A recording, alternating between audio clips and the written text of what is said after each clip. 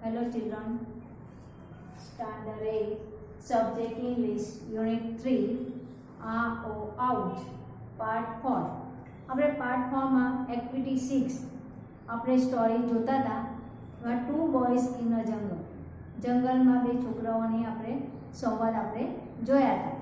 હવે હજી આપણે એ સંવાદ આપણે અધૂરો છે, તો આપણે આગળથી આપણે જોઈશું. આપણે જોયું હતું ભૂપેન છે yes, Amit said yes we have a lion sanctuary. અમારે ત્યાં પણ શું છે, સિંહનું અભયારણ્ય છે. We also have wild ass sanctuary, sloth bear sanctuary and many bird sanctuary as well. એટલે કે અમારે ત્યાં પણ શું છે કે ત્યાં આગળ એક જંગલી પ્રાણીઓ, જંગલી આપણે ગધેડા, સ્લોથ બિયર એટલે આળસુ, રીંછ, આ બધા સેન્ચુરી એટલે કે અહીંયા અભયારણ્યો છે. And many bird sanctuary as well, અને તેમજ સારા એવા પક્ષીઓના અભયારણ્યો પણ છે. Are there wild animals in Assam? આસામમાં આવા જંગલી પ્રાણીઓ છે? ભૂપેન સેડ યસ, હા તે છે. Our Kaziranga is famous for one horn રાઇનો.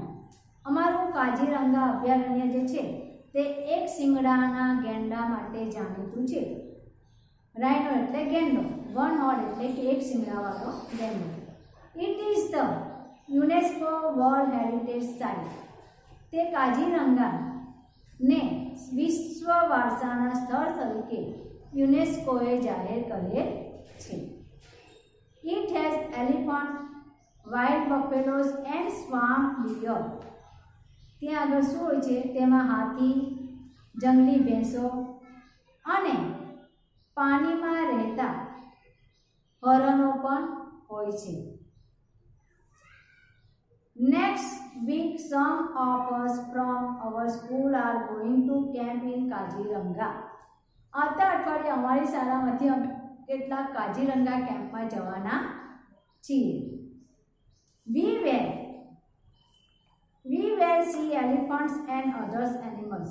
અમે કેટલાક ત્યાં શું જોઈશું, કાજીરંગાના કેમ્પમાં જવાના છીએ અને અમે હાથી અને બીજા પ્રાણીઓ પણ જોઈશું. Amit said, will it be a real camp? શું સાચો કેમ્પ હશે? Will you stay in tent and cook your own food? શું તંબુમાં રહેશો? શું તમે તંબુમાં રહેશો અને ખાવાનું જાતે બનાવશો?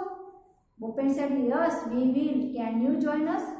હા તો વળી તારે અમારી સાથે જોડાવું છે? Amit said yes why not.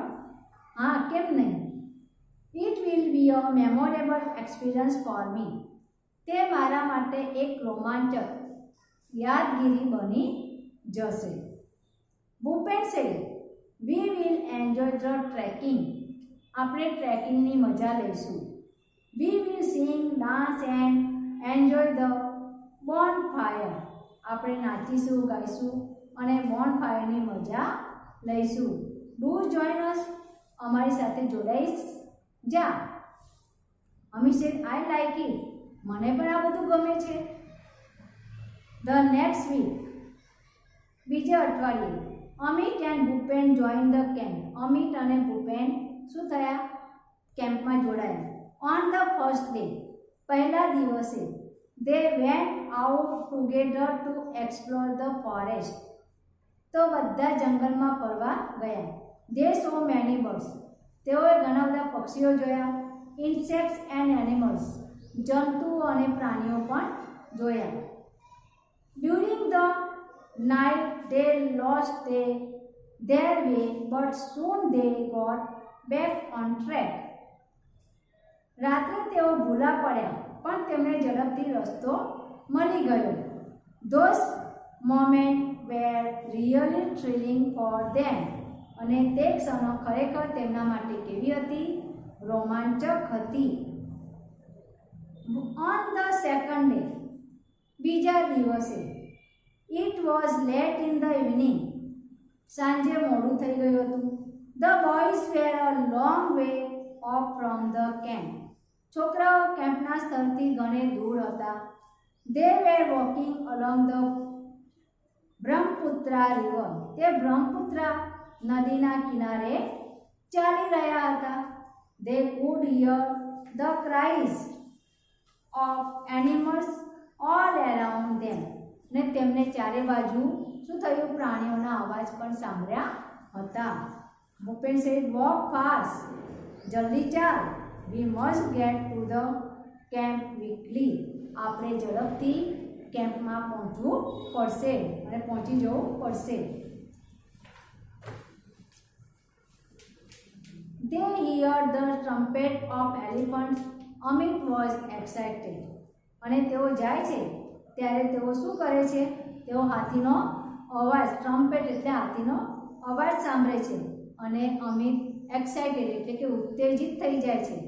Amit sad in an excited voice, ઉત્તેજિત અવાજે કહે છે, do you think we will see any elephants? તને લાગે છે કે આપણને એકાદ હાથી જોવા મળશે? ભૂપેન સેડ વેટ, રાહ જો, ઊભો રહે. સડનલી, અચાનક, Bhupen stop and held up his hand. Bhupen ઊભો રહી ગયો અને અમિતનો હાથ પકડી લીધો. દે સ્ટૂડ સ્ટીલ એન્ડ લિસન. અને તેઓ શાંત ઊભા રહ્યા અને સાંભળવા લાગ્યા. ઠમ ઠમ ઠમ અવાજ આવવા લાગ્યો. કોનો? હાથીના પગનો. ઠમ ઠમ ઠમ. A big animal was coming toward them. અને આ મોટું હાથી જે પ્રાણી હતું તેમની તરફ આવી રહ્યું હતું. It is an elephant. અને તે શું હતું? હાથી હતો. ભૂપેન વિસ્પર્ડ. અને ભૂપેને અમિતના કાનમાં કંઈક કહ્યું. They walk quickly on the grass and hide. તેઓ ઝડપથી ચાલવા લાગ્યા અને હાઇડ એટલે ઘાસની અંદર છુપાઈ ગયા. Hide behind his big tree. અને ત્યાં આગળ જે મોટું વૃક્ષ હતું એ વૃક્ષની પાછળ શું થઈ ગયું? તેઓ છુપાઈ ગયા. A big black creator with white tucks, thick legs, big ears, small eyes, a long trunk was coming towards them. અને આ બધું શું થયું હતું? અચાનક ભૂપેન ત્યાં આવી ગયો અને હાથ પકડી લીધો હતો અને તેઓ અવાજ સાંભળ્યો, ઠમ ઠમ ઠમ. અને એક મોટું પ્રાણી, કોણ આવ્યું હતું? હાથી આવી ગયો હતો. પછી શું થાય છે? તેમની તરફ આવી ગયો હતો અને એ ધીમેથી અમિતના કાનમાં શું કહે છે? તે હાથી છે. અને તેઓ ઝડપથી ઘાસ પર શું કરવા લાગ્યા? ચાલીને એક ઝાડની પાછળ છુપાઈ ગયા. અને ત્યાં આગળ શું હતું? Thick legs, white Tux. White Tux એટલે કે સફેદ દંતસૂળ. થીક લેગ, કેવા હતા પગ? જાડા પગ.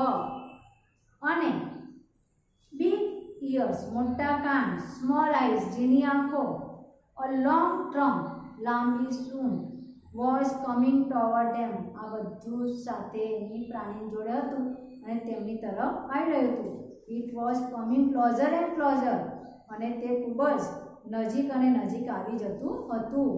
Amit said, Bhupen, it is an elephant. અરે આ તો હાથી છે. What a big creature it is. કેટલું મોટું પ્રાણી છે. I can't believe it. હું તો તે માનવા તૈયાર નથી. It's a dream. આ સ્વપ્ન લાગે છે. I have never seen a living elephant in my life. કે હું માની શકતો નથી કે આ એક સ્વપ્ન મારી માટે છે. અને મેં શું કર્યું છે? મને લાગે છે કે મેં મારી જિંદગીમાં જીવતો હાથી કદી જોયો નથી. And can I C it from very near. Can I C it from very near.